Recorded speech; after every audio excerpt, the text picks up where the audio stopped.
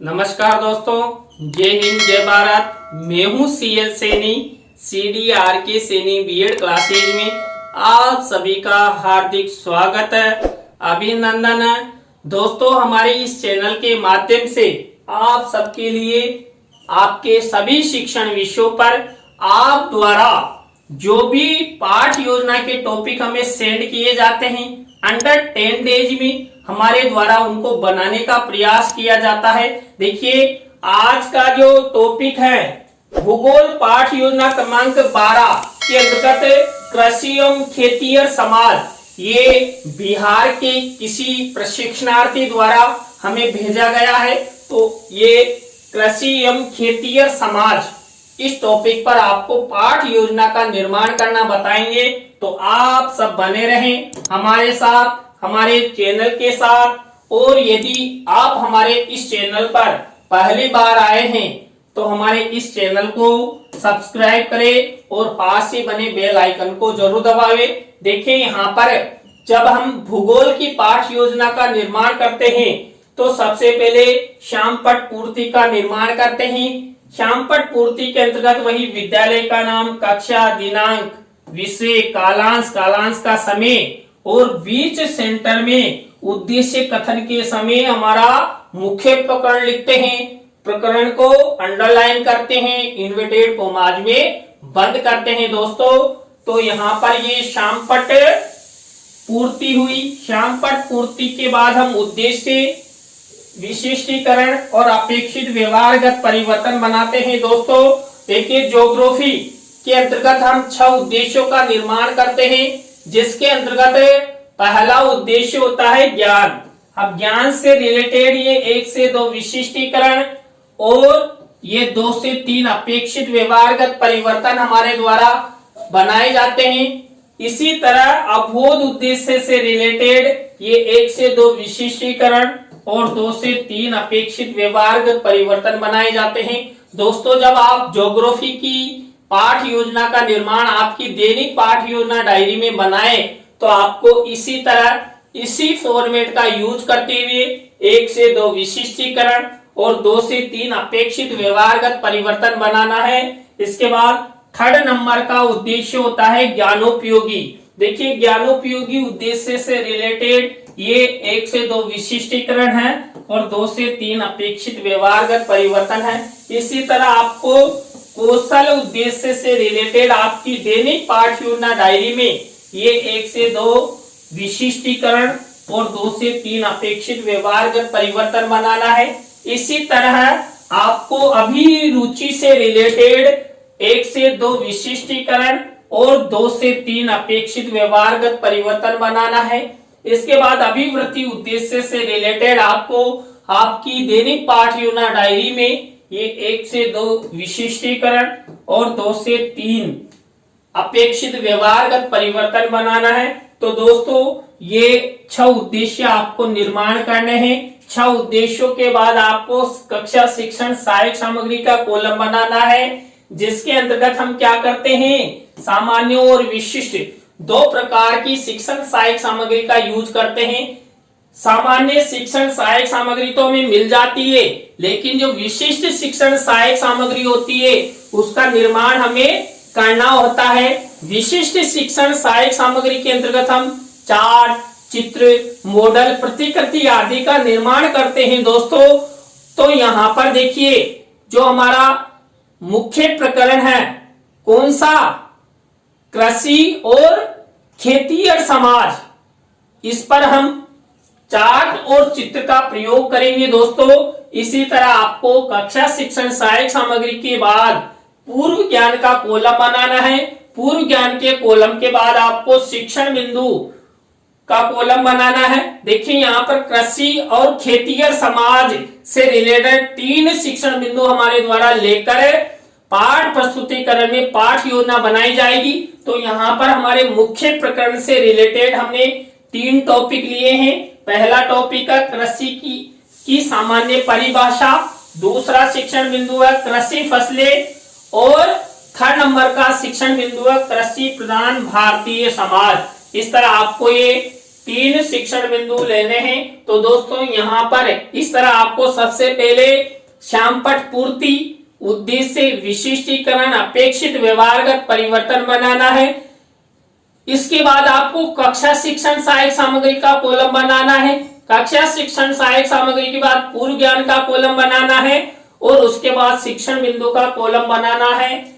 इन सब के बाद हमारी नेक्स्ट प्रक्रिया आती है हमारी मुख्य पाठ योजना की, जिसके अंतर्गत हमारा जो पाठ योजना का पहला शिक्षण बिंदु है प्रस्तावना, जिसे हम उत्प्रेरणात्मक उपक्रम भी कहते हैं, ये शुरू होता है, जिसके अंतर्गत हम 3 से 5 प्रस्तावना के प्रश्न बनाते हैं।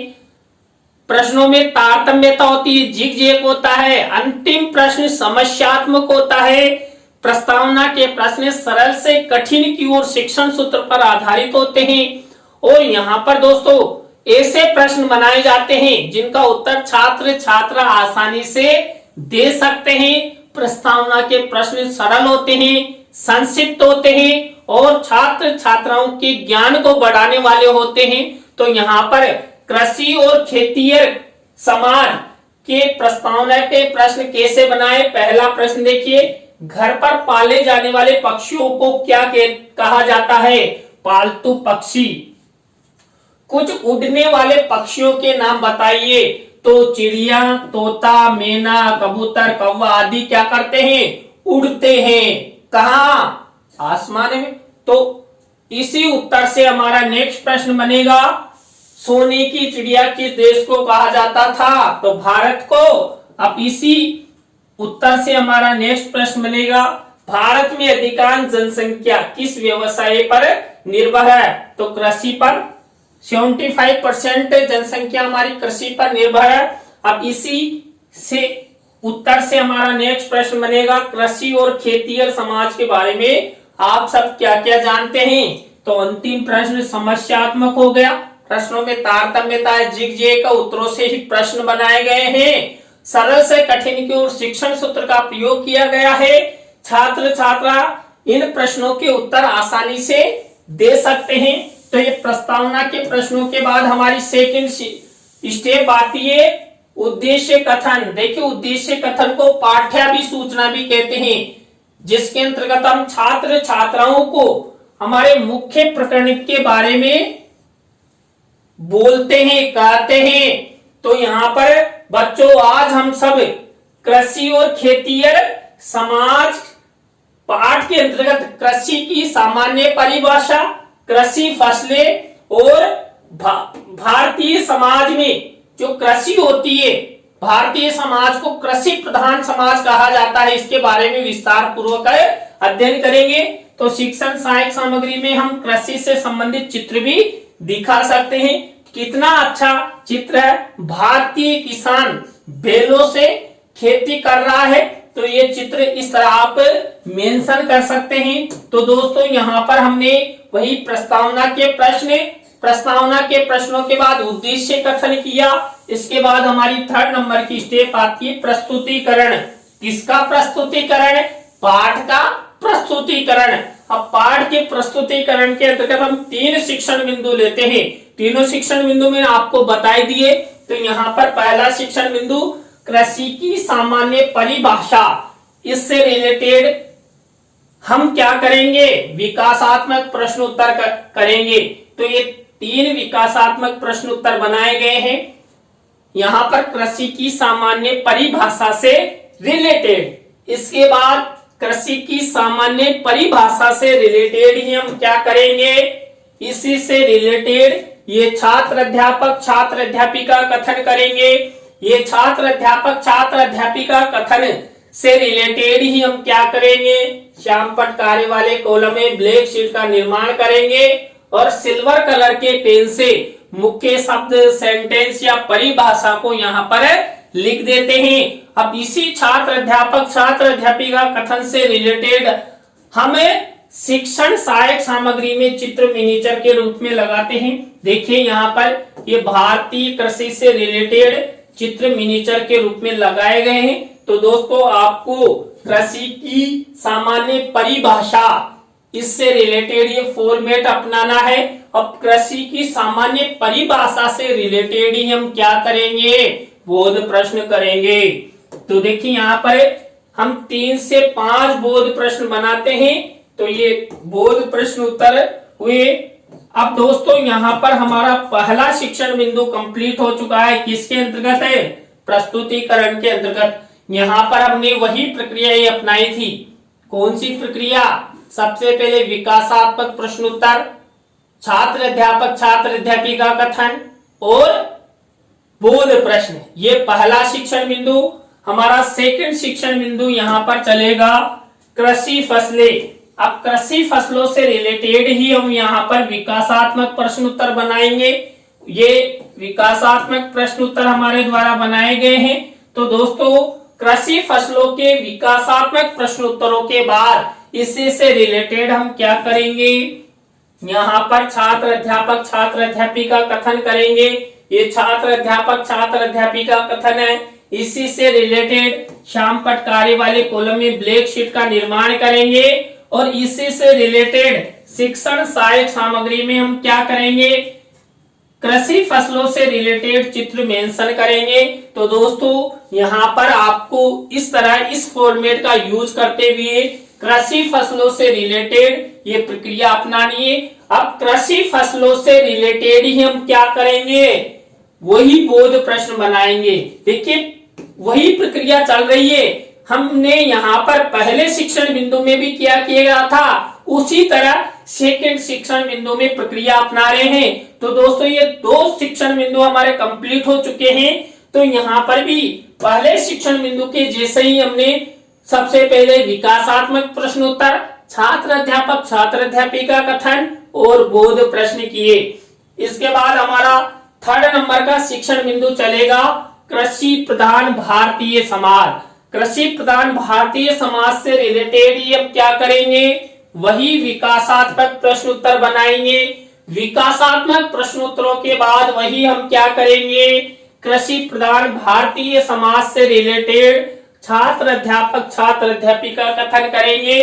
इसी से रिलेटेड वही श्याम पटकारे वाले कॉलम में ब्लैक शीट का निर्माण करते हुए सिल्वर कलर के पेन से कोई मुख्य शब्द सेंटेंस को लिखेंगे और इसी छात्र अध्यापिका कथन से रिलेटेड शिक्षण सहायक सामग्री में चित्र मेंशन करेंगे।